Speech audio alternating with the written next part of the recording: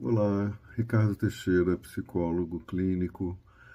É, Aqui de novo, trocando ideias que são consideradas importantes para a nossa vida, né? Hoje eu quero falar sobre a profissão de psicólogo, né? Essa profissão que vem ganhando uma importância, ou melhor, vem ganhando reconhecimento, porque a importância sempre teve aí, né? Que é muito grande pelo fato de que atualmente, principalmente da pandemia para cá, passou-se a considerar melhor a saúde mental, né? A importância da saúde mental. Por um lado, eu considero um absurdo que a humanidade demore tanto a entender isso, né? Que isso passe a ser matéria de jornal, de revista, que atletas, que pessoas públicas venham a público falar que fazem terapia, que cuidam da saúde mental, que tiveram crises desse ou daquele tipo, que recorrem à psicoterapia, outros recorrem a outras soluções, também válidas do ponto de vista de cada um, evidentemente, né? Soluções pela religião, pela espiritualidade. Mas o fato é que nós vivemos um contexto sociopolítico adoecido, né? A gente vê os candidatos, como agora, por exemplo, nessa recente campanha para as eleições que estão para acontecer esse ano, os candidatos se ofendem, se xingam, mal apresentam propostas, né? Um quer apenas destruir o outro.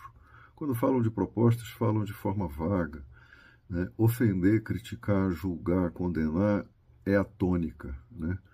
E por que isso, né? Por que eles estão usando isso como estratégia para ganhar eleição? Porque a sociedade, de certo modo, está estruturada assim. Está estruturada com base no julgamento, com base na manipulação do medo, né? As pessoas são manipuladas pelo medo, pelas várias correntes políticas que nós temos, principalmente as extremistas, né? E a sociedade se move a partir de um processo que a gente chama de ciclo de retraumatização, né? A retraumatização vem desde que o mundo é mundo, né? Ela vem acontecendo. Trabalhar nas diversas manifestações que a retraumatização tem, que os ciclos de retraumatização têm, permite o resgate de qualidade de vida e que a maioria das pessoas não tem noção, não tem ideia. A maior parte das pessoas nasce na ignorância, cresce na ignorância, vive na ignorância e morre na ignorância, reproduzindo modelos, né, e que cultivam uma espécie de desejo de ignorar, né? Os psicólogos também são seres humanos, né? Também cresceram e foram influenciados por esses mecanismos, né? Todos nós tivemos pais e mães que nos influenciaram e que transmitiram a cultura para nós. Então, a gente só consegue olhar para isso desde um lugar diferenciado, desde um lugar em que a mente que analisa, a mente que observa, pode pesar e ponderar toda essa história, que é uma história muitas vezes de horror, que a gente transmite, né? Que a gente toma para si e transmite para os filhos, e vai nesse ciclo, né? Se repetindo.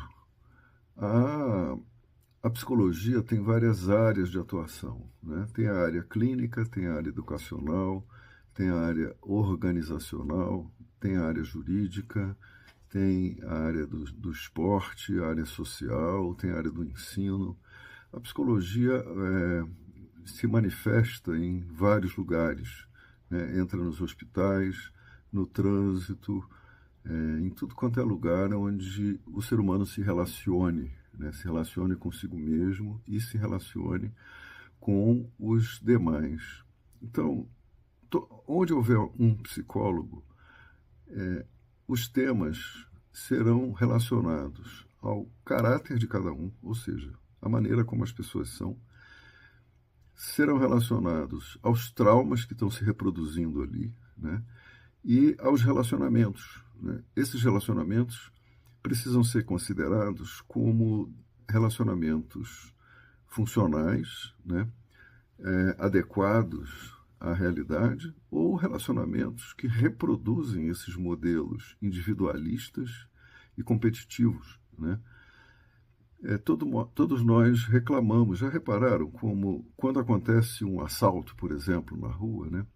Às vezes os repórteres entrevistam a pessoa que foi assaltada e ela diz assim com muita dor, né? E ninguém me ajudou, não apareceu ninguém para me salvar, né? Para me socorrer.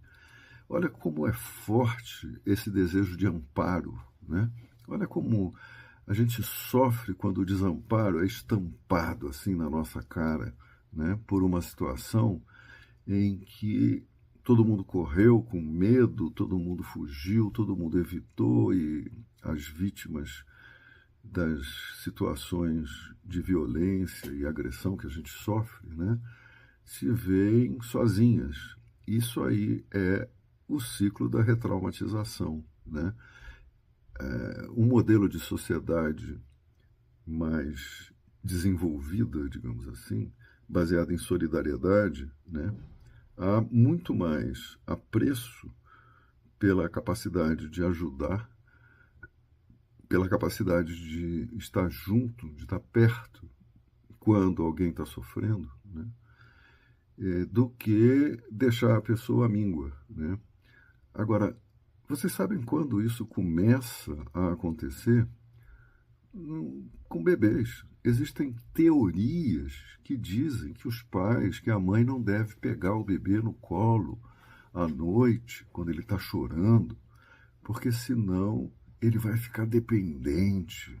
Olha que absurdo, né? Hoje em dia isso é uma estupidez, é uma forma totalmente anti-vida de se pensar. Se você pensa assim ainda, você precisa rever esse conceito dentro de você, né? Se você acha que as crianças devem aprender movidas pelo desamparo e não sendo amparadas e apoiadas, você está equivocado. Você está reproduzindo o ciclo da retraumatização, né?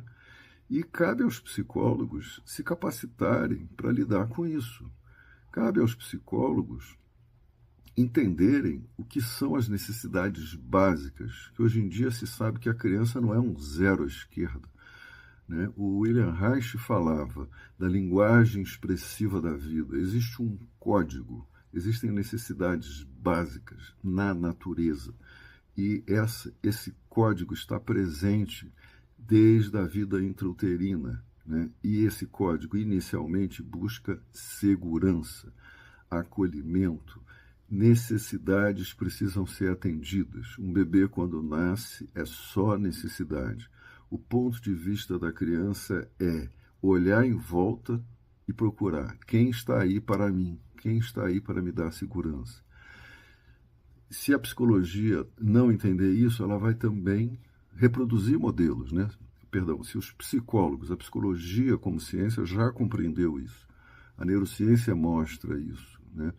Os estudos sobre estresse, estudos sobre trauma mostram isso ao longo dos anos, né? A psicanálise já falou disso há mais de 100 anos, né?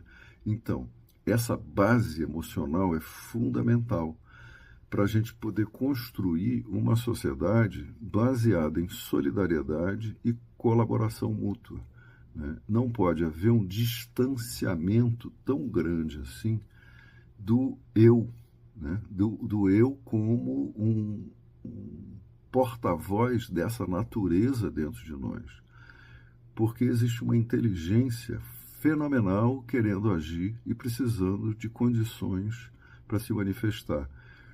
Isso vai resultar numa manifestação amorosa e numa manifestação de autoconfiança, individualmente, né? E pensem, será que o homem é naturalmente mau? Quando a gente pensa nas guerras, né? a natureza humana é intrinsecamente má. Ou isso é só uma reação às circunstâncias que se propagam, né? Porque há muitos interesses nas guerras, há muitos interesses que são atendidos na manutenção desses ciclos de retraumatização através das guerras, através da dominação, através do silêncio do que é diferente, né? Silenciar tudo que pode ser único, tudo que pode ser diferente, silenciar o feminino, silenciar as múltiplas manifestações da sexualidade, as múltiplas manifestações das personalidades. Todo mundo tem que seguir encarcerado dentro de um modelo de funcionamento submisso a uma ordem ou religiosa ou política, né, que é a base dos extremismos e que é a base da destruição da vida viva, né? Então, eu quero trazer essa mensagem para os psicólogos jovens, psicólogos mais velhos, que se dedicam a pensar sobre esse tema, né? O quanto é importante a gente ajudar as pessoas, e se para isso a gente precisa se ajudar, né? Então, uma regra fundamental que todo psicólogo deve seguir é trabalhar sobre si mesmo, né? Eu vou falar de 5 tipos de psicólogos, né? Os teóricos, que são aqueles que se debruçam em construir, estudar e explicar teoricamente o funcionamento humano, né?